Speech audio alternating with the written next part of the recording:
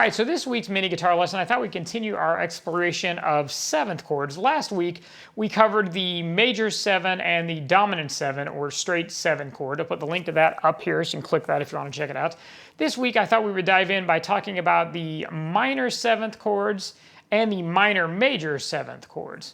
So, if you recall last week, we talked about what 7th chords are. They are a triad, which is your typical 3-note, either major or minor chord, with a 4th note or a 7th added onto it. So we're going to stick with the same chords that we used last week, the D and the G, just for the sake of continuity. But keep in mind that these concepts apply to any chord that you want to apply them to. So, let's start out by taking a look at the D minor 7 chord. So, a D minor chord is made up of 3 notes, and the standard form that you'll see as we switch over to the left hand here usually has 4 because this is the most common form. And that's typically going to be our open D string, our A note, which is 2nd fret on the 3rd string, an octave of our D, which is 3rd fret on the 2nd string, and for D minor, it's going to be an F, which is our 1st fret on the 1st string. So there's a D minor, standard D minor triad. So just like last week when we were talking about how to take major chords and turn them into 7th chords, the easiest way to do this is to look at where our octave is and then adjust that to bring in our 4th note. So if we've got a root note of D here, open 4th string, we said our octave is the 3rd fret on string number 2. That's another D. So if we want to make this a minor 7, what we would do is we would take our D octave and we take it down to a minor 7. Now the 7th in D is C, because remember that our notes are A, B, C, D, E, F, G, and then they repeat. So a little hint there, if you're trying to figure out what your 7th is to build a 7th chord, whatever chord you're playing, D in this case, the note before it, C, alphabetically, that's going to be your 7th. And since this is a minor 7 chord, that means we're going to play a C for our note. And that would be, in this case, would be the straight C, which would be 1st fret on the 2nd string. So a D minor 7 then is played like this. Open 4th string, 2nd fret on the 3rd string for our A, 1st fret on our 2nd string for the C, and 1st fret on our 1st string for the F. So D minor 7, as opposed to a regular D minor. So that tone that we get from that C, that makes it our minor 7 because we're playing a minor 7th there.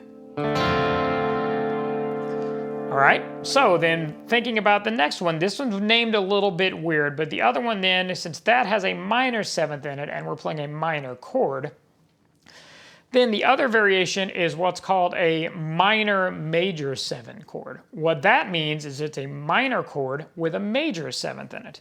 So once again, our D minor, just to review, notes for that are D, A, D, and F.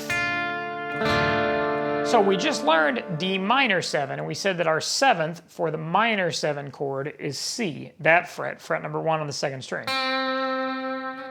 So there's our D minor 7. So to make that a D minor major 7, we would take our 7th, our C, and we turn that into a major 7, which in this case means that we would raise that up 1/2 of a step. We would raise that up to the 2nd fret. So a D minor major 7 is going to sound like this, and it's a very dissonant sounding chord.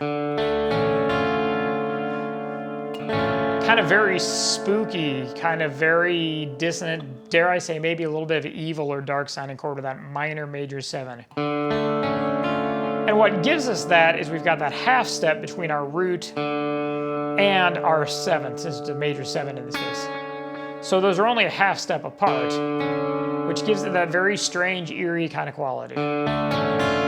So D minor major 7 once again, and that's notated D, M-I-N, then in parentheses, M-A-J 7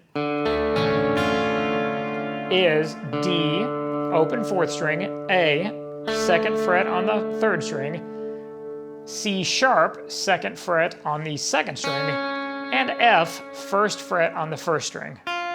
D minor major 7. And going back to the first one we learned, our D minor 7, that's notated D M-I-N, and then the number 7. So D minor 7 would be what we played here. That's notated D, M-I-N, capital D, M-I-N, and then the number 7. So D minor 7, D minor major 7. All right, so let's take a look and look at this then in a bar chord form, and let's look at this in a bar chord form on a G. So we know that with a G chord, a G major bar chord, we covered this last week, is spelled out like this. 6th string, 3rd fret, G. 5th string, 5th fret, D. 5th string, 4th string, 5th fret, G octave. And 3rd fret, 4th string, B. And then we've got 2 octaves above that, our D on the 3rd fret of the 2nd string, and our G on the 3rd fret of the 1st string. So a G major bar chord, G minor bar chord. So to make this a G minor 7, remember what we want to do is we want to add in our 7th, we need to add in a minor 7. So to do that, we need to look for our octave. What's our octave note? Our octave note, if we're starting out with a root on 3rd fret, 6th string of G, our octave is 5th fret, 4th string, G. So G and G octave. So to make it a minor 7, we need to take that octave G and lower it down to the 7th, which in G, the 7th note would be an F, because remember we just go 1 note back in the alphabet. And in this case, we need to take it down 1 whole step to make it a true F note, which would be 3rd fret on the 4th string, that note right there. So instead of playing this, we play this note. And we do that as part of our bar. So what we do, if we've got our chord form there for our minor, G minor bar chord, we just lift that pinky finger. And so then we're barring the 3rd fret of string 4 instead of holding down the 5th frets. And that gives us this for G minor 7. So G minor, bar chord, G minor 7 bar chord. So then to make a G minor major 7, it's going to be the same thing we just did with our D, meaning we need to take that 7th, which in this case is that F, fret 3 on string 4, and we need to make it a major 7, which means what do? We raise it by 1/2 of a step, which makes it an F sharp.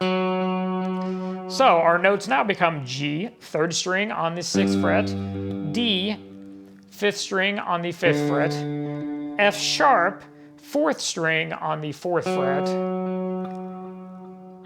B flat, 3rd string on the 3rd fret, D, 3rd fret on the 2nd string, and G, 3rd fret on the 1st string. So that looks like this then. Here it's got that same weird dissonant between the G and between the root and the 7, because it's just a half step. So G minor bar chord, G minor 7 bar chord, G minor major 7 bar chord. And that is a little bit of a bear to bar that, but there we go. And go back to the first one just for a real quick review. D minor 7, D minor major 7. All right, so some cool alternate chord voicings for 7th chords. We've covered both the C major or the major 7, the dominant 7, and now this week we covered the minor 7 and the minor major 7. So take some time to learn those chords and move those chord shapes around the fretboard, because they give you a whole new world of voicings and ways to write riffs and rhythms that aren't your standard typical triad chords, but give it a little bit different flavor, whether you want something a little bit dark and eerie sounding, or if you just want something kind of interesting sounding and kind of beautiful in my mind there. Or if we take that guy and we move it up to like a C bar chord. Very pretty chords. So I hope that's helpful.